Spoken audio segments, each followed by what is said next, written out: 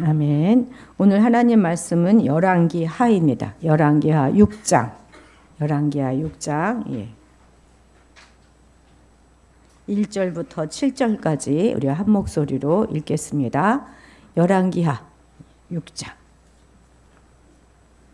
1절부터 7절까지 한 목소리로 읽도록 합니다. 읽겠습니다.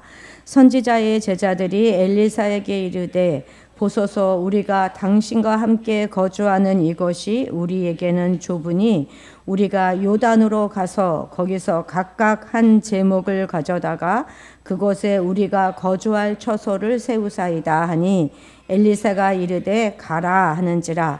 그 하나가 이르되 청하건대 당신도 종들과 함께 하소서 하니 엘리사가 이르되 내가 가리라 하고 드디어 그들과 함께 가니라.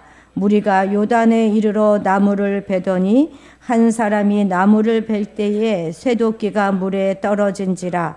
이에 외쳐 이르되 내 주여 이는 빌려온 것이니이다 하니 하나님의 사람이 이르되 어디 빠졌느냐 하매 그곳을 보이는지라. 엘리사가 나무가지를 베어 물에 던져 쇠도끼를 떠오르게 하고 이르되 너는 그것을 집으라 하니 그 사람이 손을 내밀어 그것을 집으니라.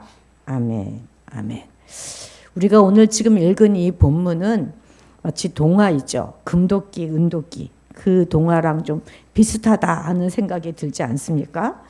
그래도 어쨌든 이 동화보다는 지금 오늘 우리가 읽은 이 성경의 이야기가 훨씬 더 이전에 쓰여졌던 것이 분명합니다. 왜냐하면 열왕기서는요 기원 전에 쓰여졌거든요. 이스라엘 민족들이 다 바벨론 포로로 잡혀갔다가 돌아온 나온 후에 쓰여진 책이기 때문에 BC 한 580년 정도 이때 쓰여졌습니다. 그러니까 금도끼, 은도끼 이 동화의 원조가 바로 우리 성경인 셈인 거죠. 자, 그렇기 때문에 먼저 이야기를 듣기 전에 짚고 넘어야 가야 할 것이 있는데 그것은 바로 이 쇠도끼가 물 위에 떠오른 이 성경의 기사가 동화 정도 이야기로 우리가 받아들여서는 안 된다는 것입니다.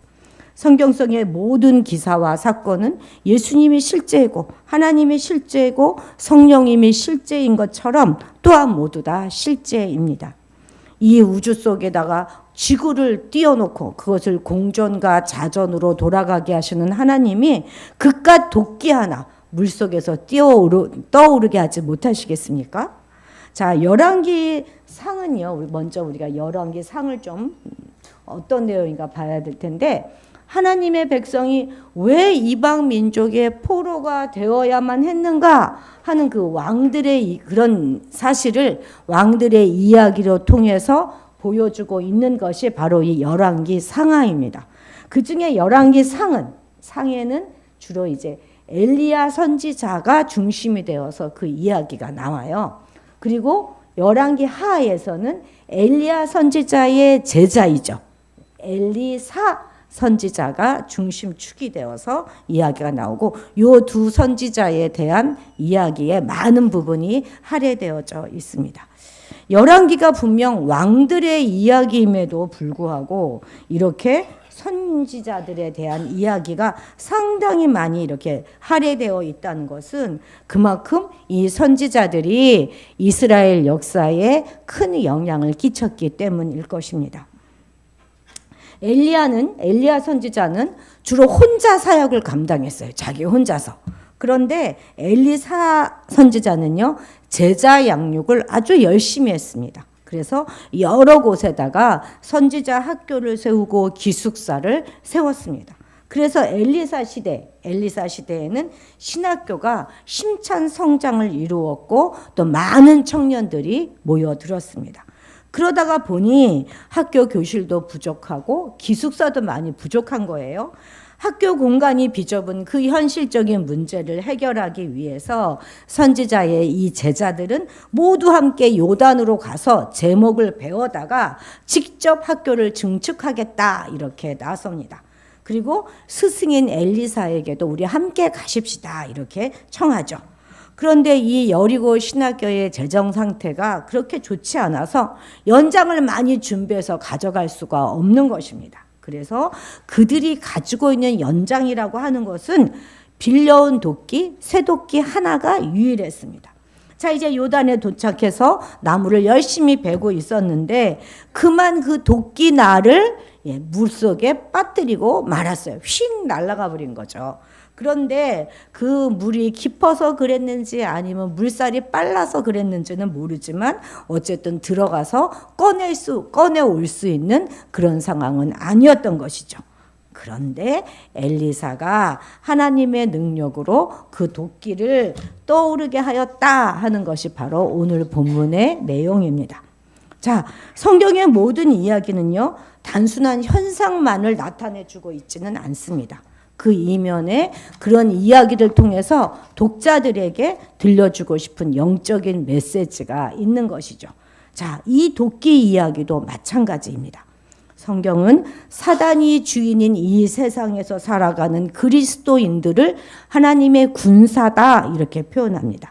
군사라면 반드시 뭐가 있어야 됩니까? 무기가 있어야 되잖아요. 그것처럼 영적인 군사들인 우리도 무기를 가지고 있어야 하는데 오늘 본문은 조금 살벌하지만 도끼로 그 무기를 표현하고 있습니다.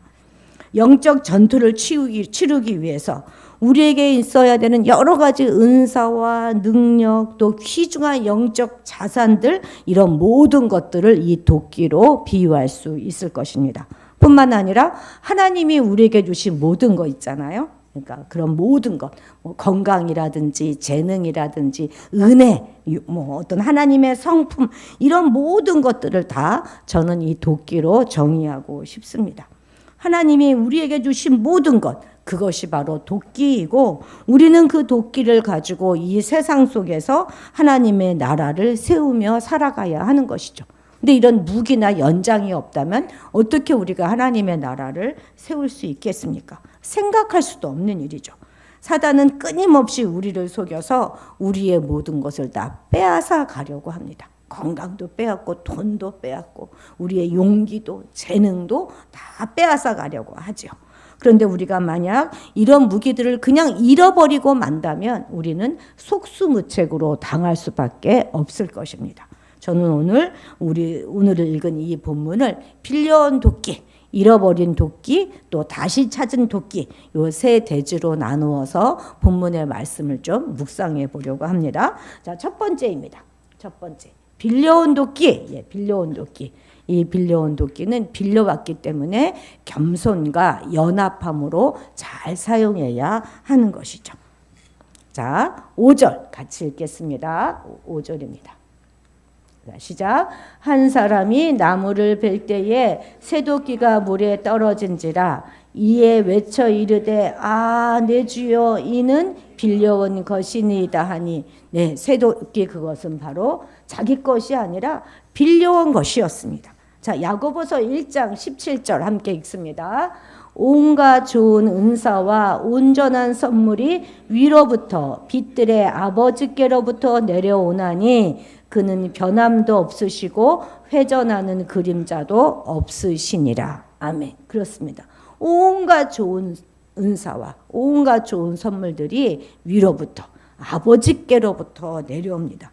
우리가 가진 모든 좋은 것들은 다 하나님께서 주신 거예요. 우리에게 허락해 주신 것입니다.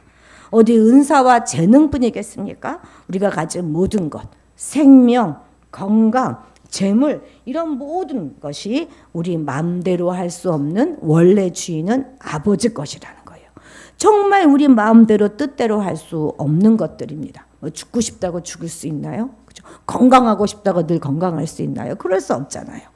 그냥 그것은 우리 것이니 내 마음대로 살 거야 이렇게 우기기에는 도저히 우리 마음대로 할 수 없는 것이 바로 하나님이 주신 것들이죠. 정확히 표현한다면 하나님이 우리에게 주신 것이 아니라 빌려주신 것입니다. 그리고 훗날 우리가 하나님 앞에 섰을 때 예수 그리스도의 심판대 앞에 섰을 때 분명하고 정확하게 계산하실 것입니다.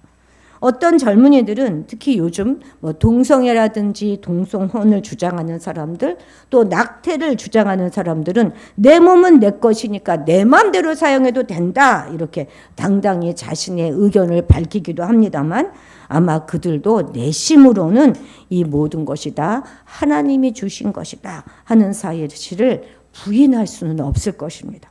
그래서 성경은 우리를 뭐라고 그래요? 하나님의 청지기이다, 이렇게 말하는 것이죠. 은사와 능력, 또 생명을 포함한 모든 것들이 다 빌려온 것이다 하는 사실을 아는 그것은 우리를 겸손하게 할 것입니다. 빌려온 것이기 때문에 내 마음대로가 아니라 원래 주인의 마음대로, 그 마음을 잘 알아서 그 뜻대로 겸손하게 사용해야 하는 것이죠. 겸손이야말로 하나님께서 빌려주신 그것을 잘 사용하는 비법입니다. 어찌 보면 겸손하고 도끼는 좀 상반된 것처럼 보이지 않습니까? 도끼, 그러니까 즉 은사와 능력은 막 자랑하고 나타나는 것인데, 겸손은 또 그것을 이렇게 감추는 것이니까 말입니다. 그런데 아무리 그것이 대단한 것이라 할지라도 그것이 내 것이 아니고 빌려온 것이기 때문에 우리는 겸손할 수밖에 없는 것입니다. 언제든지 그분께서 내놔 하시면 우리가 드려야 할 그것입니다.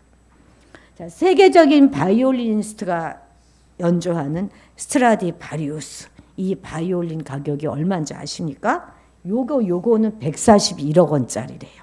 수십억 원에서 수백억 원에 달하는 이 악기는 연주자 개인이 소유할 수가 없어요. 너무 비싸서. 그래서 악기 재단이나 후원자에게 대여받아서 사용하는 경우가 많습니다.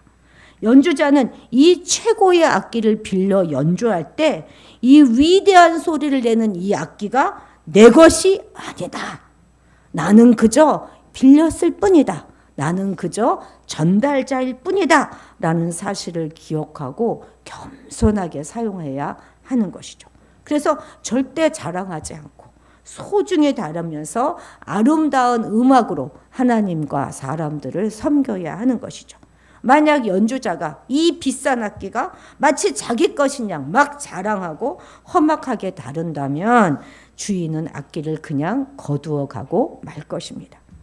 우리의 재능도 우리의 생명도 하나님께로부터 빌려온 명품 악기와 똑같습니다. 우리의 생명이 이깟 스트라디바리우스와 어디 비교가 되겠습니까? 보다 소중한 것을 거저 우리에게 빌려주셨으니 우리는 겸손해야 하는 것이죠. 오늘 본문 말씀 2절 이하에 보면 각각 가서 제목을 다 가져다가 거주할 처소를 세우기 위해서 그래서 요단에 이르러 거기서 나무를 베었다, 이렇게 말하고 있습니다. 또한 그들의 스승인 엘리사에게도 우리와 함께 가소서 이렇게 요청합니다. 이 도끼만 있으면 뭐 나 혼자라도 할 수 있어, 이렇게 말한 것이 아니라 또 자신이 가지고 있는 그 도끼만 믿고 혼자 나아가지 않았다는 거예요. 믿음의 동료들과 함께 갔을 뿐만 아니라 자신들의 영적 지도자와도 함께 하였습니다. 이 7절밖에 안 되는 짧은 이 본문 속에 우리라는 말은 무려 5번이 나와요. 함께라는 말도 3번이나 나옵니다. 진정한 하나님의 사람은 혼자 하지 않습니다. 왜냐하면 다른 사람들과 연합할 수 없는 사람은 예수님과의 연합도 어렵기 때문입니다. 자, 에베소서 2장 21절 같이 읽겠습니다. 시작. 그의 안에서 건물마다 서로 연결하여 주 안에서 성전이 되어 가고, 우리가 다 연결되어서 성전을 이루어 가는 것입니다. 하나님의 나라는 결코 어떤 대단한 은사를 지닌 한 사람의 희생과 봉사로 세워지는 것이 아닙니다. 오히려 부족한 여러 사람들이 모여서 함께 세워나가는 것이 바로 하나님 나라입니다. 이것이 바로 하나님 나라의 큰 비밀이죠. 우리 각자 한 사람 한 사람을 보면 정말 연약하고 부족하기가 짝이 없는 사람들입니다. 그렇지만 그 연약한 사람들이 모여서 예수 그리스도를 중심으로 연합할 때 주님의 몸된 교회는 완벽한 몸이 되어가는 것입니다. 만약 한 사람이 혼자서 모든 것을 완벽하게 다 할 수 있다면 그 사람이 모든 영광을 다 취하게 될 것입니다. 그 영광은 주님의 영광이에요. 마땅히 주님께 돌려야 할 주님의 영광인 것입니다. 겸손한 자만이 다른 사람과 연합할 수 있어요. 겸손히 무리와 연합할 수 없는 그 사람은 설령 그가 금도끼 또는 은도끼를 가졌다 할지라도 그는 주님의 군사는 될 수 없습니다. 나를 드러내며 자랑하는 것이 아니라 주님의 뜻, 그러니까 하나님 나라와 공동체의 연합을 위해서 겸손히 우리 모두는 쓰임을 받아야 할 것입니다. 자, 두 번째입니다. 두 번째는 그 도끼를 잃어버렸어요. 잃어버린 도끼. 그런데 그것은 잃어버려서 괜찮아 하는 것이 아니라 반드시 찾아와야 하는 것입니다. 당신은 오늘날 같이 물자가 풍족하다 마태 막 넘쳐나는 그런 시대가 아니에요, 여러분. 이제 막 철기 문명이 시작되는 그런 시점이었기 때문에 쇠도끼 하나의 가격은 우리가 생각하는 그 이상으로 훨씬 비싸고 귀중한 것입니다. 그런 소중한 것을 빌려왔는데 잃어버리게 된 거예요. 그런 소중한 것을 빌려준 그 사람도 참 대단하지 않습니까? 우리에게 귀중한 것을 빌려주신 하나님의 은혜 또한 놀라운 것이라는 사실을 우리는 잊지 말아야 하겠습니다. 도대체 우리의 뭘 보고 그런 놀라운 은혜를, 놀라운 재능을, 놀라운 생명을 빌려주셨을까요? 그런데 돈으로 환산할 수 없는 그 커다란 가치가 있는 그것을 물속에 빠뜨리고 말았어요. 내 힘으로는 도저히 찾을 수 없는 것. 그냥 내버려 두면 떠내려가고 말 그곳에 떨어뜨렸던 것입니다. 그래서 자루만 남았어요. 여러분, 도끼날 없는 자루는요, 무용지물입니다. 우리에게 한번 이 사실을 대입해 볼까요? 건강이라든지 용기라든지 재물이라든지 이런 걸 다 잃어버리고 나면 우리가 할 수 있는 것은 정말 아무것도 없어요. 이걸 우리는 뭐라고 말합니까? 실패라고 말하죠. 절망이라고 말하죠. 마치 자루만 남은 도끼처럼 되고 마는 것입니다. 그런데 본문의 선지자 생도는요, 도끼를 빠뜨리는 어리석음을 저질렀음에도 불구하고 그는 그 자리에서 바로 주님의 이름을 부를 수 있는 겸손함과 용기가 있었다는 거예요. 자, 5절을 보면 내 주여, 이것은 빌려온 것입니다. 이 짧은 문장에는 그의 다급함과 간절함이 충분히 전해지고 있습니다. 그 도끼는 그렇게 잃어버리고 말아도 되는 것이 아니라는 사실을 그는 너무나 잘 알고 있었던 것이죠. 도끼가 날이 빠져서, 도끼 날이 빠져가지고 그것이 그냥 가라앉아 버리면 나무 베는 일, 즉 우리의 사명은 그냥 중단되고 맙니다. 마찬가지로 우리의 삶에서도 감사라든지 기쁨, 첫사랑, 사명 이런 걸 다 잃어버리고 나면 이제 형식적인 종교 행위만 남고 열매를 맺지 못하게 되는 것이죠. 잃어버린 채로 뭐 그냥 그렇게 살아도 어떻게 되겠지 하고 자루만 그냥 갖다 흔드는 그런 열심을 우리는 멈추고 반드시 우리 잃어버린 은혜를 다시 찾아야 하는 것입니다. 여러분과 저는 이미 하나님께로부터 빌려온 수많은 도끼들을 가지고 있습니다. 그런데 불행하게도 우리에게는 이 도끼를 물속에 빠뜨렸던 그런 시간들이 있었고 지금도 빠뜨린 채 있기도 할 뿐만 아니라 앞으로도 그런 일들은 수없이 많이 일어나게 될 것입니다. 그럴 때마다 선지자 생도가 했던 것처럼 선지자 생도가 자신의 스승의 이름을 외쳐 불렀던 것처럼 우리도 이런 때에 우리의 스승 되시는 예수님의 이름을 외쳐 불러야 하는 것입니다. 그럼 언제까지 부를까요? 잃어버렸던 그것이 다시 떠오를 때까지 쉬지 말고 예수님의 이름을 불러야 하는 것이죠. 열정이라든지 기쁨, 사랑, 은혜 이런 도끼날을 다 그냥 빠져버렸는데 습관적으로 봉사하고 예배드리며 자루만 휘두르는 교인들이 의외로 많습니다. 다 잃어버려 놓고도 주님의 이름을 외쳐 부르지 못하는 사람들을 우리 주변에 정말 많습니다. 그런데 이거 겸손이 아닌 거예요. 겉으로는 겸손인 것처럼 보일지 몰라도 사실은 철저한 불신입니다. 이것은 주님이 이미 모든 사단과의 싸움에서 이기신 분이라는 사실에 대한 믿음이 없기 때문에 그렇습니다. 하나님은 물속에 가라앉은 쇠도끼조차도 떠오르게 하실 수 있는 분이다 하는 사실에 대한 신뢰가 없기 때문에 그렇습니다. 하나님은 중력조차도 거슬러서 역사하실 수 있는 분이라는 사실에 대한 믿음이 없기 때문입니다. 주님의 이름을 외쳐 부르는 것만으로도 우리는 잃어버린 것들을 다시 찾을 수 있을 것입니다. 여러분들은 혹시 무엇을 잃어버리셨습니까? 저는 잠시 건강을 잃어버렸었어요. 여러분들은 뭘 잃어버리셨어요? 용기입니까? 사랑입니까? 재물입니까? 지혜입니까? 잃어버리고 어떻게 하셨어요? 우리가 좀 나이가 이렇게 저 정도 나이가 되면 기억력도 다 없어지고 모든 것이 가물가물합니다. 근데 뭐 제가 보니까 젊은 사람이라고 뭐 저보다 좀 나은 것 같지 않더라고요. 근데 그냥 나이가 들면 다 기억력이 이렇게 없어지지 뭐. 애를 셋씩이나 낳다 보니 그냥 기억력이 다 없어졌어. 이렇게 하고 말 것이 아니라는 거예요. 찾아와야 돼요. 그리고 우리 교회 안에는 말씀을 막 암송하고 또 막 노래를 배우고 하면서 이전에 못했던 모든 것들을 다시 한번 도전하는 그런 붐이 일어나게 된 것이 너무나 감사합니다. 우리 장년들 안에 막 돌파가 일어나고 있지 않습니까? 너무나 잘하고 계시는 거예요. 자, 우리 외치십시다. 우리가 가지고 있는 것 중에서 잃어버려도 되는 것은 하나도 없습니다. 잃어버려도 괜찮은 거 하나도 없어요. 자신감, 용기 이런 모든 것들은 다 우리가 회복해야만 되는 것입니다. 우리가 뭐 가진 것도 별로 없는데 그것마저도 잃어버리면 우리가 어떻게 살아갈 수가 있겠습니까? 어떤 이들은 또 이렇게도 말해요. 나 예전에 방언도 받았고 뭐 예언의 은사도 받았고 치유의 은사도 받았어.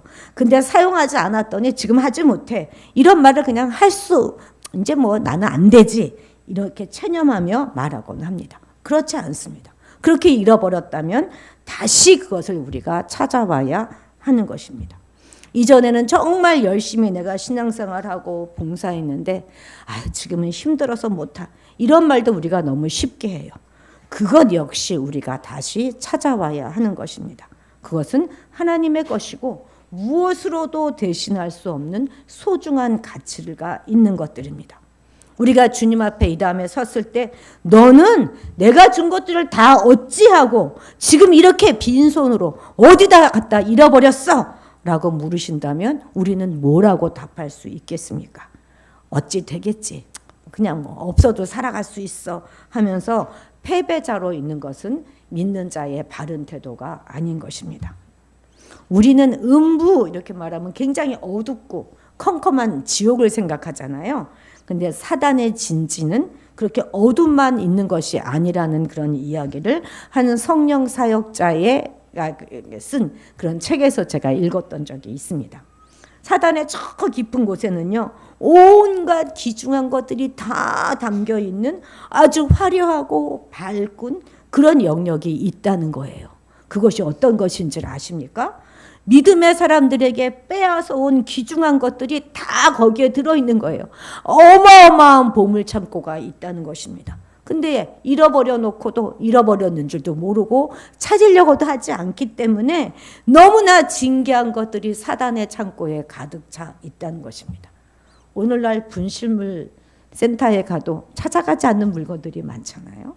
거기에 뭐 용기도 있고 뭐 희망도 있고 소망도 있고 이런 것이 가득 차 있다는 것입니다. 그거 우리가 다시 찾아와야 될 우리의 것들입니다. 지금 내 영적인 상태는 어떻습니까? 만약 우리 영적인 도끼날이 빠져 있다면 하던 일 멈추고 하나님 앞으로 나가세요. 그래서 가서 빠진 도끼날, 은혜, 용기, 우리의 모든 건강, 재물 이런 모든 것들을 반드시 다시 찾아와야 할 것입니다. 자, 세 번째입니다. 다시 찾아와야 돼요. 다시 찾은 도끼는 빠뜨린 곳을 정확하게 알아야 다시 찾을 수 있습니다. 그래서 빠뜨린 곳을 정확히 알아 회개해야 우리가 찾을 수 있는 것이죠.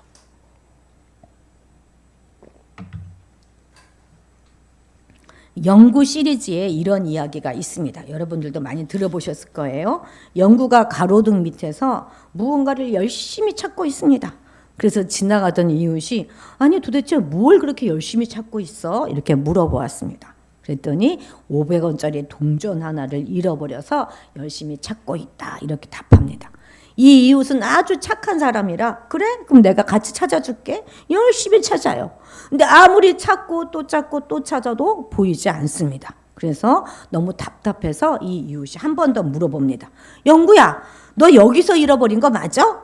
그랬더니 영구알 아니 집에서 잃어버렸는데 그러는 거예요. 아니 뭐야? 집에서 잃어버린 걸 왜 여기 와서 찾아? 여기가 밝잖아. 여러분 아무리 밝아서 찾기 좋다고 해도 잃어버린 바로 그곳에 가서 찾아야 찾을 수 있는 것입니다. 벌써 몇 년 전 됐어요. 제가 이제 30만 원을 어디 쓸 일이 있어서 봉투에 이렇게 넣어가지고 우리 전장로에게 주면서 요거를 좀 계좌이체 내가 현금으로 줬으니까 계좌이체 좀 해줘 이렇게 얘기했는데 전장로가 그걸 모르고 가지고 있다가 재활용으로 종이와 함께 버렸다는 것입니다. 근데 이게 현금이니까 그냥 그러고 말지 뭐 이렇게 안 되는 거예요. 그래가지고 나가봤더니 재활용 모으는 큰 자루 있잖아요. 이 큰 자루가 거기를 다 이제 뒤지기로 이제 결심을 하고 우리 둘이 내려갔어요. 그 다음 날이 이 재활용을 다 모아가는 날이니 얼마나 이게 많았겠습니까? 밤 10시, 11시 이때 그때도 아주 추운 1월 달이었어요. 그걸 하나하나 다 끄집어내면서 요만한 봉투를 하나 찾으려니 얼마나 그걸 찾았겠습니까? 여러분 제발 재활용 분리 좀 잘 좀 하세요. 온갖 별것이 다 거기에 섞여 있습니다. 그래서 밑에까지 다 하나하나 다 옮겨봤는데 없었어요. 저 위에 창문에서 기훈이가 할머니 괜찮아요? 이렇게 외치고 재활용 버리러 온 사람마다 왜 그러세요? 아니 무슨 일이세요? 내 막 창피해서 말하지도 못하고 근데 마지막까지 다 꺼냈는데 없는 거예요. 다시 이걸 집어넣는 것도 이게 보통 일이 아니더라고요. 그러고는 이제 집에 들어왔습니다. 야 이제 이건 잊어버린 거다. 뭐 이건 잊어버릴 거야. 이렇게 생각하고 있는데 갑자기 전장로가 아 여기 있다 그러는 것입니다. 책상 밑에 그 깔판석에 밑에다 깔아놓고 그거를 이제 잊어버렸던 것이죠. 여러분 아무리 열심히 찾아도요 엉뚱한 곳에 가서 찾으면 찾을 수 없는 거예요. 어떤 공장에서 수십억 원짜리 정밀기계가 갑자기 멈추었습니다. 공장 직원들 이 사람 저 사람이 다 와서 붙잡고 씨름을 해도 그 원인을 찾을 수가 없었어요. 그래서 결국 외부에 있는 최고 전문가를 부르게 되었습니다. 전문가는 기계를 유심히 이렇게 들여다보더니 특정 부품의 작은 나사 하나를 딱 지적하면서 말합니다.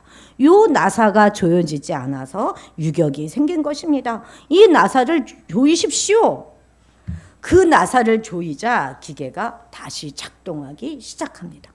고장난 것, 문제가 있는 그 부분을 정확하게 고쳐야 기계가 돌아가는 것입니다. 엘리사가 가장 먼저 물은 것도 무엇입니까? 어디에 빠졌느냐? 이것부터 묻습니다. 그리고 나니까 우리의 선지자 생도는 정확하게 자신이 빠뜨린 그것을 알고 있었습니다. 성경은 그가 그 도끼가 빠진 그것을 정확하게 보였다 이렇게 적고 있습니다. 이것은 정말 중요한 일이죠. 왜냐하면 빠진 곳을 정확하게 알아야 다시 빠뜨리는 어려움을 당치 않기 때문입니다. 이것이 바로 기독교 전문 용어로 말하면 회개인 거예요. 회개는 그냥 막연한 반성이 아닙니다. 내가 어디서 은혜를 잃어버렸는지 그 지점을 정확히 직면하고 고백하는 것에서부터 시작하는 것입니다. 자신의 열정을, 하나님에 대한 사랑과 믿음을, 주의 은사와 능력을 어디에서 잃어버렸는지 알고 회개에 이른 사람과 그렇지 못한 사람들은 완전히 다른 삶을 살게 되는 것이 너무나 분명합니다. 계시록 2장 같이 읽겠습니다. 4절 5절입니다. 그러나 너를 책망할 것이 있나니 너희 처음 사랑을 버렸느니라. 그러므로 어디서 떨어졌는지를 생각하고 회개하여 처음 행위를 가지라. 만일 그리하지 아니하고 회개하지 아니하면 내가 네게 가서 촛대를 그 자리에서 옮기리라. 예, 어디서 떨어졌는지 생각하고 회개하여서 처음 행위를 가지라. 어디서 잃어버렸는가 우리가 반드시 확인해야 하는 거예요. 늘 혼자 있을 때 무능력하고 무기력하게 보내는 사람은 혼자 있지 말고 교회로 오거나 사람을 만나야 하는 것이죠. 혼자 있는 그것이 바로 내가 빠지는 지점인 것입니다. 늘 드라마에 너무 많은 시간을 보내고 드라마 중독이 되어 있는 사람은 그저 내가 이러면 안 되는데 이러면 안 되는데 하고 말 것이 아니라 적극적으로 TV를 없애야 하는 것입니다. 가족들과 독일로 유학을 떠난 한 목사님이 계셨는데요. 사모님은 이제 남편이 공부를 하시니까 이 가정의 모든 살림을 책임져야 되잖아요. 그래서 독일 사람 집에 가서 거의 뭐 가정부의 일을 거의 하며 사셨는데 당신은 공부한답시고 집에 있으면서 자꾸 TV에 정신을 팔게 되더랍니다. 이러면 안 되겠다 싶어서 이 목사님이 디스크가 있으셨거든요. TV를 벽으로 밀어가지고 벽에다 등으로 이렇게 허리를 이렇게 밀어가지고 선반 위에 딱 올려놓으시면서 TV가 끊었다 하는 이야기를 제가 들은 적이 있습니다. 보다 적극적으로 내가 빠진 그 지점을 알아서 처리해야 하는 것이죠. 게임 중독에 빠져 있으면 내가 이러면 안 되는데 오늘 너무 많이 했어 이럴 것이 아니라 핸드폰에서 정확하게 그 게임을 지워야 하는 거예요. 그것이 바로 내가 빠지는 지점이니까. 혹시 사람과의 관계가 어렵습니까? 관계가 틀어진 이유를 잘 찾아내어서 회개해야 하는 것입니다. 필요하다면 정확하게 사과하고 다시는 그런 실수에 빠지지 않도록 해야 할 것입니다. 의외로 사람은 어리석어요. 그래서 이전의 실수를 반복하고 또 반복합니다. 한번 잘못했으면 그거 고쳐야 하는데 그렇게 못해요. 보증을 잘못 써가지고 자기 재산을 딱 날렸던 사람이 다시는 안 그럴 것 같습니까? 안 그래요. 또 그런 실수를 저지릅니다. 우리의 연약한 부분이 어디인지 그 부분을 우리는 정확히 알아서 대처해야 할 것입니다. 엘리사는 정확하게 빠진 지점에 나뭇가지를 베어 던졌어요. 우리가 늘 빠지는 그 지점에 나무에 달려 죽으신 예수님의 십자가를 던져야 하는 것입니다. 우리의 습관적인 죄에 십자가를 던져야 돼요. 우리의 힘으로 되찾을 수 없는 은혜와 사명이 십자가의 능력을 통해서 다시 회건되고 복원되고 보존되어질 줄로 믿습니다. 그렇습니다. 예수님의 십자가가 우리의 죽어있는 모든 부분이 다시 살아나게 하실 것입니다. 그것이 바로 회개이고 치유이고 회복입니다. 그것이 바로 부활이고 부흥이고 돌파인 것입니다. 그러나 그렇게 다시 살아나기 위해서 늘 내가 빠지는 그 부분을 정확히 알아야만 다시 찾을 수 있는 것이죠. 밧세바를 범하고 우리아를 죽음으로 이끌었던 다윗은 눈물로 침상을 적시면서 처절하게 회개를 하였습니다. 다윗의 신복들이 그의 말년에 아리따운 동료 아비삭을 얻어서 다윗을 복량하게 하였어요. 그런데 성경은 자신이 어디에 빠졌는지 정확하게 알았던 다윗이 결코 아비삭과 동침하지 않았다라고 기록하고 있습니다. 이전에 아리따운 여자 밧세바를 보고 음욕을 품고 마침내 살인까지 나아갔던 다윗 아닙니까?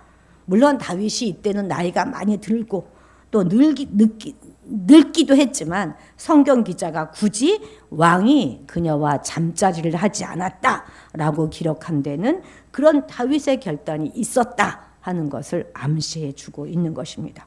그런 다윗의 계보를 통하여서 예수님은 이 땅에 오셨어요.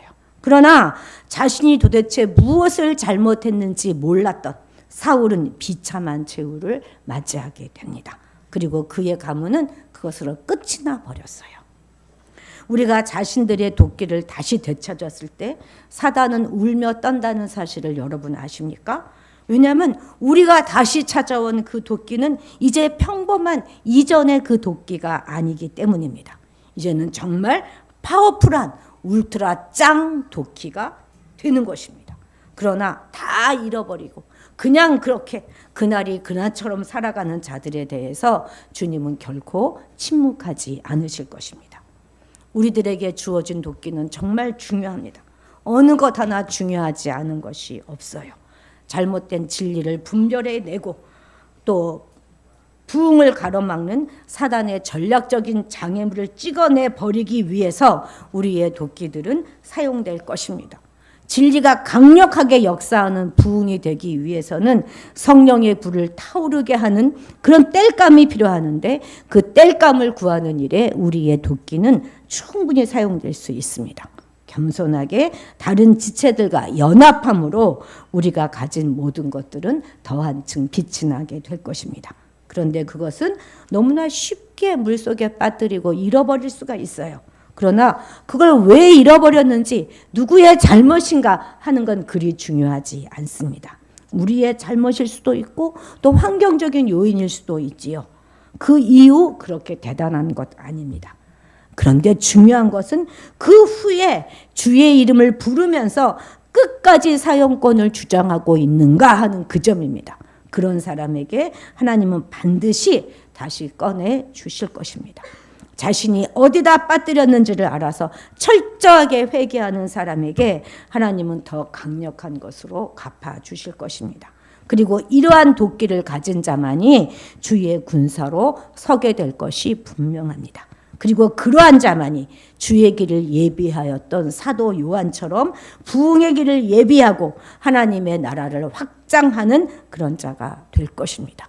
다 잃어버리고 맨손으로 서 있는 자에게는 공의의 하나님의 분명한 심판이 있을 것입니다.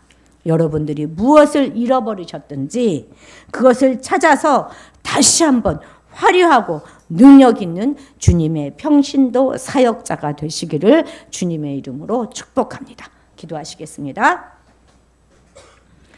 우리처럼 부족한 자들에게 아무런 대가 없이 소중한 것들을 빌려주시고 결실을 맺을 기회를 주시는 하나님께 감사를 드립니다. 너무나 소중한 것들인데 값없이 받았기에 그 소중함을 생각지 아니하고 함부로 생각하며 잃어버리고도 잃어버린 줄도 모르고 패배자의 삶을 살아가는 우리를 용서하여 주시옵소서. 잃어버린 것이 무엇이든지 다시 찾기를 원합니다. 다시는 같은 실수를 반복하는 어리석은 자들이 되지 않도록 빠뜨린 그 지점을 잘 알아 그것에 예수님의 십자가를 던짐으로 승리하는 자들이 되게 도와주옵소서. 우리 몸의 모든 연약한 곳에 기름 부어주셔서 강건케 해주시고 용기를 잃은 자에게는 용기를, 정직함을 잃은 자들에게는 주의 경건함과 거룩함을, 열심을 잃어버린 자들에게는 다시 한번 뛸 수 있는 열심을, 재물을 잃어버린 자들에게는 다시 한번 도전할 수 있는 열심을 주셔서 회복해야 하는 놀라운 역사가 일어나게 하옵소서. 믿음을 잃어버린 자들이 있습니까? 내게 능력 주시는 자 안에서 무엇이든지 할 수 있다는 믿음을 회복할 수 있도록 도와주시옵소서. 그래서 다시 한번 화려한 평신도 사역자가 되어서 하나님 나라 확장을 위하여 열심히 달려가는 우리가 되게 하여 주옵소서. 감사드리며 예수님의 이름으로 기도드렸습니다. 아멘. 아멘.